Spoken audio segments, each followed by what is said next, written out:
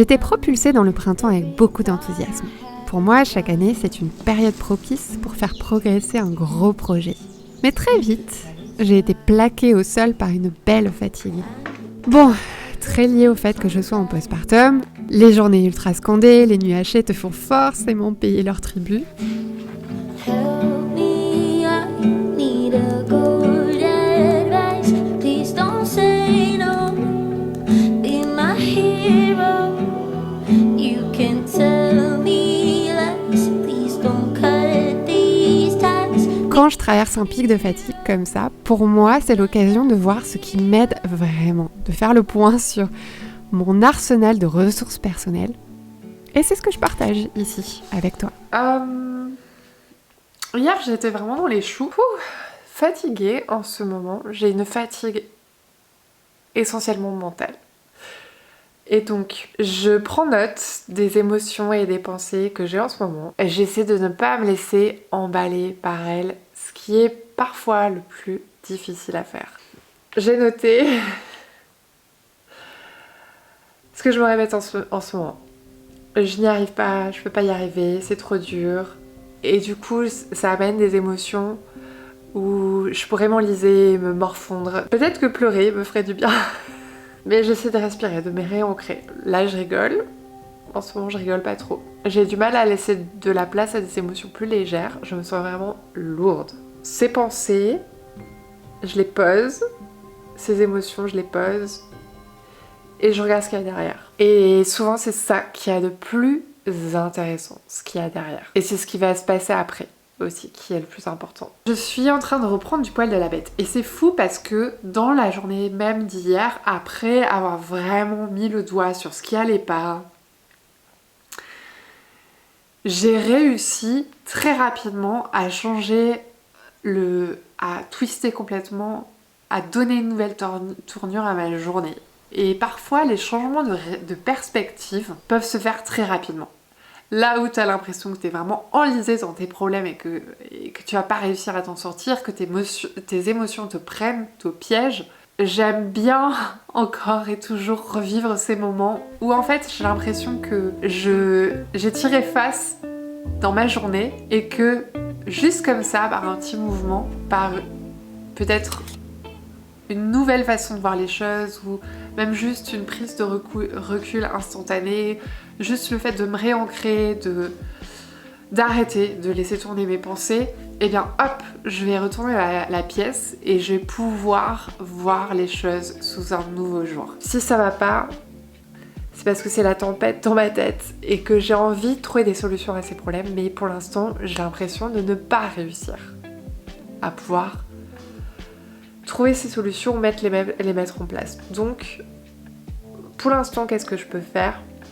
Me reposer parce que je suis fatiguée. Et j'ai ce sentiment d'urgence de je veux trouver des solutions, mais je peux pas les trouver maintenant. Donc, je lâche. Je fais juste des petits pas. Et donc, je décide de faire des choses qui m'allègent. Comme lire par exemple. Essayer de me réancrer sur les actions du quotidien et de pas laisser partir les pensées. C'est ça ma priorité.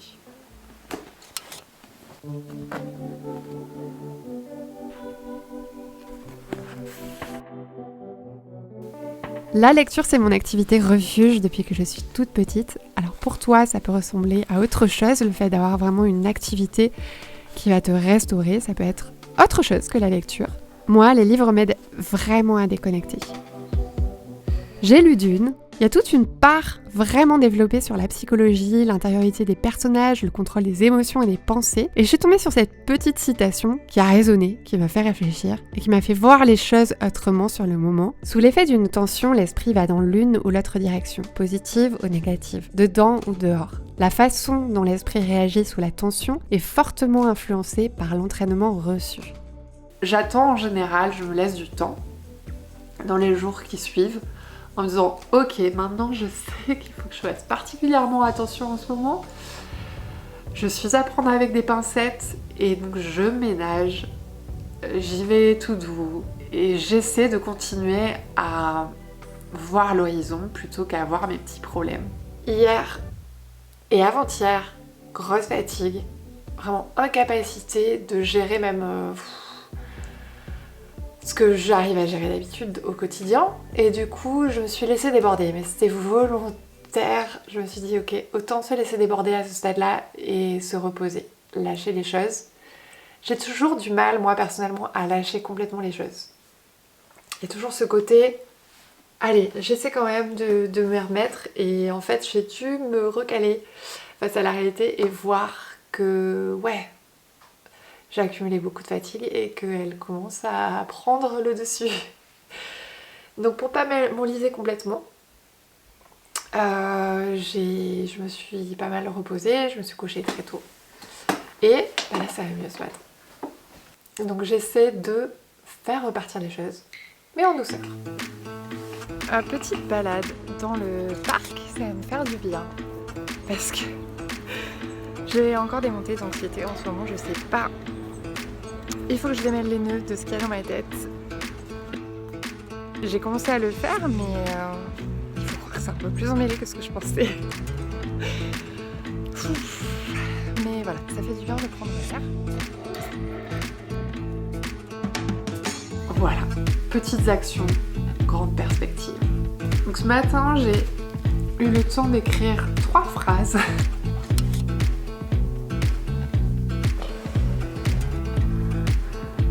Surchauffe ces 2 derniers jours, rattrapage de tendresse, réancrage, réenchanter le quotidien. Est-ce que je résiste au changement? Et en fait, ça c'est une question que je me pose en ce moment. Je dois m'organiser différemment, je dois poser des priorités différentes sur mes projets.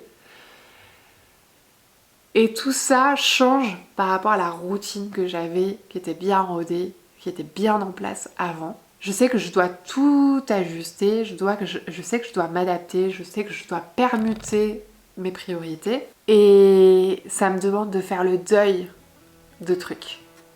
Et je crois que je résiste, que je suis en train encore de m'accrocher à certaines choses que j'ai envie de garder, alors que je sais que il faut que je les lâche. Ou que je les fasse différemment, mais que voilà, que j'arrête de m'accrocher à elles.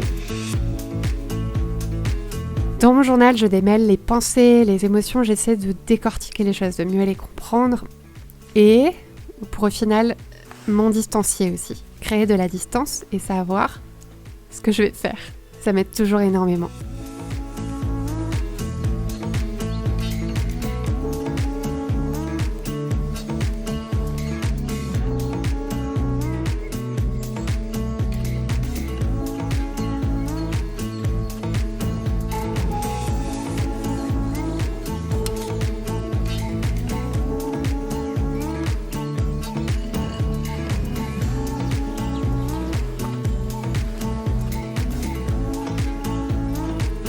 À ce stade, tout va mieux, j'ai réussi à re-remplir mon réservoir d'énergie et à regagner en clarté d'esprit, et ça c'est vraiment très très très très chouette. Du coup, d'être dans cette étape de distanciation par rapport à ce stade où j'étais vraiment au fond du seau, réancre aussi cette idée qu'il faut toujours garder espoir. Parce que on se sent dans ce genre de situation toujours enlisé, on a vraiment l'impression d'avoir nos plumes collées de pétrole et de pas pouvoir de nouveau s'envoler. Ok. Hop.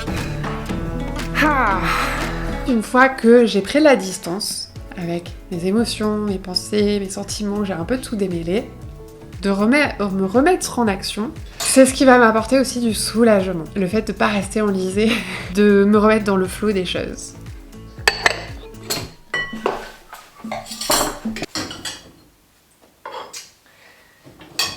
Je fais le point dans mon journal en suivant ma routine implacable que j'ai détaillée dans Belette Facile, si ça t'intéresse.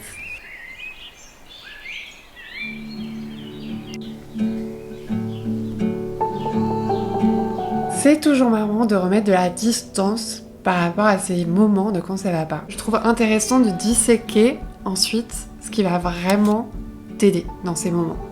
Et de construire ton arsenal de ressources à toi qui sont validées et d'avoir cette pensée rassurante de tu sais comment te sortir de là, déjà je trouve que ça aide beaucoup. Donc fais-toi peut-être la liste des choses à toi qui t'aident. Dans cette vidéo, je te montre ma version à moi, de ce qui m'aide et qui me fait du bien. Mais trouve ta version à toi, cette espèce de vadémécum à avoir sous le coude pour quand ça va pas. La Magali qui est enlisée dans cette énergie du ça va pas, par moment est vraiment catastrophiste. Elle va se dire, oh là là, en fait t'es vraiment piégée avec tes émotions, tes pensées, et t'as l'impression sur le moment, de vraiment être engluée là-dedans, d'être cet oiseau pris dans une marée de pétrole, être vraiment englué dans tes plumes, mais pas pouvoir regagner en légèreté. Et si, c'est possible. J'espère que tout va bien. De ton côté, je te fais un petit coucou, comme d'habitude. Dans une prochaine vidéo, je saurai, il fera plus beau, tu verras, j'ai déjà tourné. Donc je sais que la prochaine vidéo, ce sera un question-réponse, vraiment blabla, en plein air. Trop blabla peut-être, mais bon, voilà, c'était l'opportunité de se poser, de faire un point sur mes projets, de répondre aussi à des questions que j'ai collectées. Tu seras peut-être au rendez-vous. Si oui, eh ben je te fais coucou dans le futur et je te dis à la prochaine.